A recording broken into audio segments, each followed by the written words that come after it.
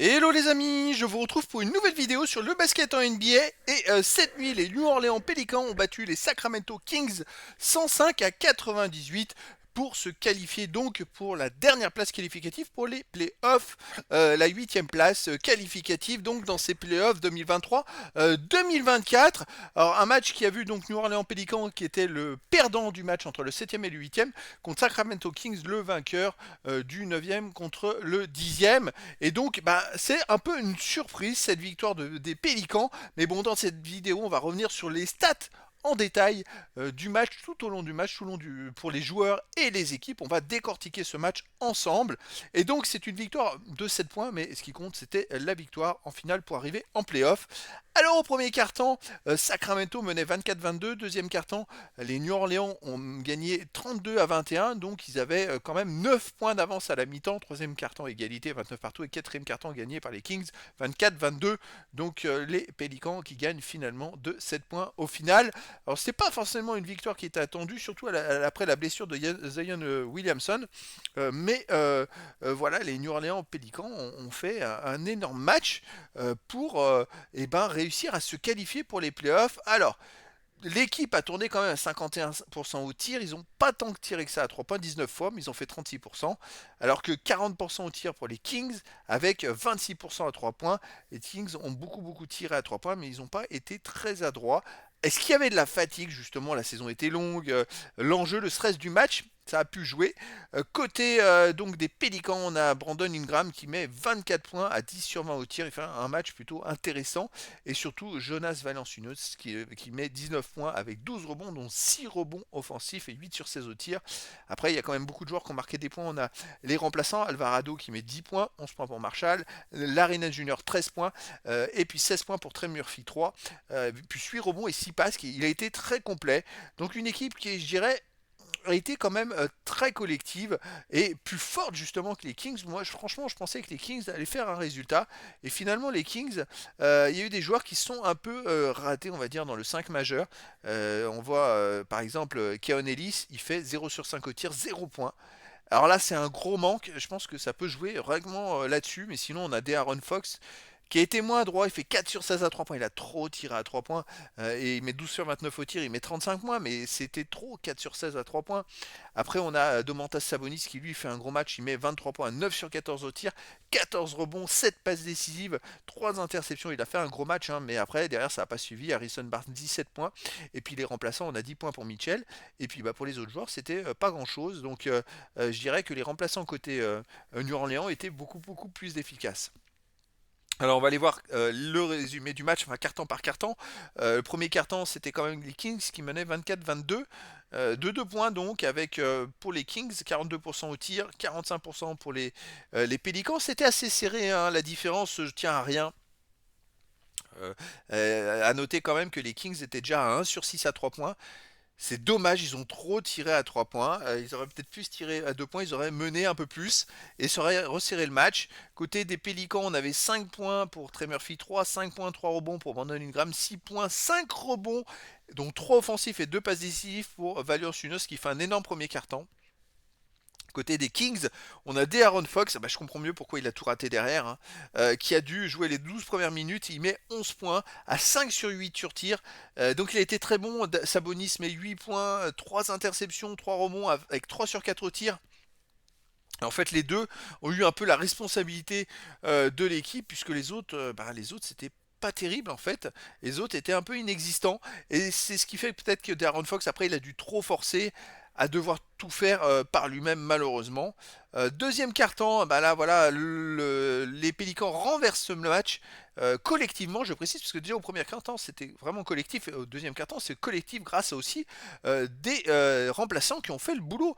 9 points, 4 rebonds pour Najee Marshall, 7 points pour Larry Nance Junior, donc c'est quand même pas mal. En titulaire, Valanciunas il continue, il fait 6 points, 4 rebonds, et puis après on a Trey Murphy qui fait 3 points, 3 passes, une interception, un contre, un rebond pardon, très présent, et au final 54% au tir, c'était pas mal, hein, alors que 44% pour les Kings. avec 28% à 3 points, 14 tirs à 3 points, trop.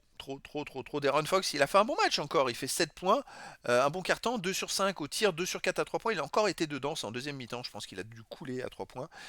Sabonis fait 2 points, 6 rebonds, 4 passes décisives, 5 points pour Harrison Barnes, mais les autres, c'était pas terrible, ils sont pas là. À la mi-temps, on se retrouve donc avec 54 à 45, 9 points d'avance pour les Pelicans, et c'est presque logique.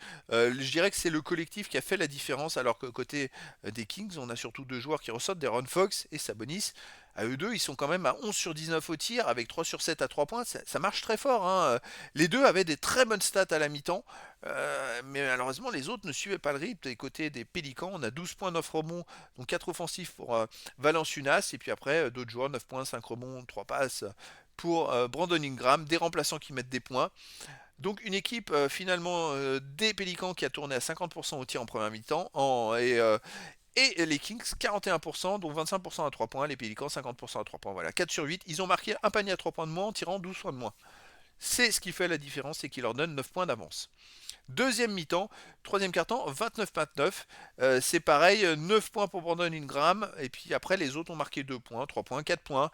C'est vraiment une équipe très collective. Les New Orleans Pelicans ont gagné vraiment ce match collectivement. De l'autre côté, De'Aaron Fox met encore 10 points, 3 sur 7 au tir. Il fait que 3 sur 6 au lancer franc. Mais voilà, il était encore très adroit. Et puis bon, je pense qu'il a tout donné.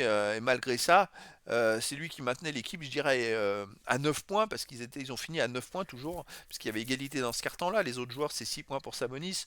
Et puis sinon, 3 points pour Harrison Barnes, 4 pour Keegan Murray. En remplacement d'Avion Michel, avec 6 points, 2 sur 3, 3 points, c'était pas mal ça. C'est ce qui fait qu'il y a eu égalité dans le carton. 13 sur 23 au tir, 56% pour les Pélicans avec 40% à 3 points. Et là, 52% pour les Kings avec 44% à 3 points. Ils ont fait un bon carton les Kings, mais ça n'a pas suffi. Et quatrième carton, mais ils gagnent de 2 points, mais vu qu'il y avait déjà l'écart, c'était bien trop tard, malheureusement. La fatigue des joueurs majeurs, on va le voir après, fait que ils n'ont pas pu revenir.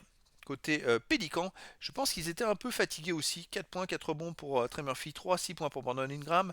Ils ont joué juste. Ils ont fait 9 sur 18 au tir, moins de fois, 1 sur 6 à 3 points.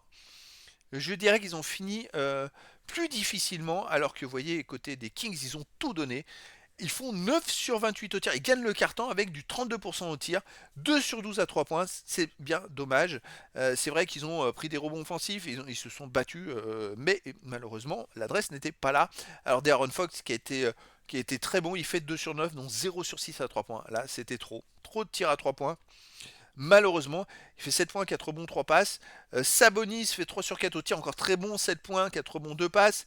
Harrison par 5 points, puis les autres joueurs qui derrière ne suivent pas forcément. Peut-être que De'Aaron Fox, le fait que tout le match il ait dû porter l'équipe, fait que il a terminé sur les rotules et raté beaucoup de tirs. Il aura marqué 2 paniers à 3 points, il serait revenu à 3 points, ça aurait été chaud patate la fin de match. Là, ils étaient trop fatigués pour pouvoir l'emporter. Au niveau de la deuxième mi-temps, on a quand même De'Aaron Fox, il fait 5 sur 16 au tir, 1 sur 10 à 3 points. Voilà, c'est le problème. Il fait 1 sur 10 à 3 points. Il aurait fallu changer les tactiques, mettre sur d'autres joueurs ou que d'autres joueurs prennent leurs responsabilités, même avant, pour donner envie qu'on leur donne le ballon, tout simplement. Il fait quand même 17 rebonds, 6 passes, 17 points, 6 rebonds, pardon. Et côté 4 passes, et Sabonis fait quand même 13 points, 5 rebonds, 3 passes. Sabonis, 5 sur 8 au tir, il fait un bon match dans l'ensemble, il fait un super match. Après, chez les autres, il y a 8 points pour Mitchell avec 2 sur 4 à 3 points. Mais c'est tout. Alors que côté des Pélicans, deuxième mi-temps, 15 points de Brandon Ingram avec 6 sur 10 au tir, 8 points, 6 rebonds pour Trey Murphy 3, vraiment très collectif, très bon. Les remplaçants ont été très bons. Ils ont tourné à 53% au tir alors que 40% au tir pour les Kings qui a tiré beaucoup plus mais qui n'ont pas mis dedans, 28% à 3 points et 27% à 3 points. Les deux adresses à peu près identiques sauf qu'ils ont tiré 10 fois de plus à 3 points les Kings alors qu'ils n'ont pas été très adroits. Donc au final c'est un peu presque logique que les Pelicans l'emportent sur un très bon collectif et quelques remplaçants qui ont fait la différence. Alors que côté des Kings, il n'y avait que De'Aaron Fox et Sabonis pour faire le boulot. Et malheureusement, De'Aaron Fox, il a fini épuisé. Et quand on est épuisé au basket, généralement, on manque d'adresse. Et c'est un peu ce qui s'est passé. Et donc, au final, les New Orleans Pelicans ont battu les Sacramento Kings 105 à 98 pour récupérer la 8e place des playoffs.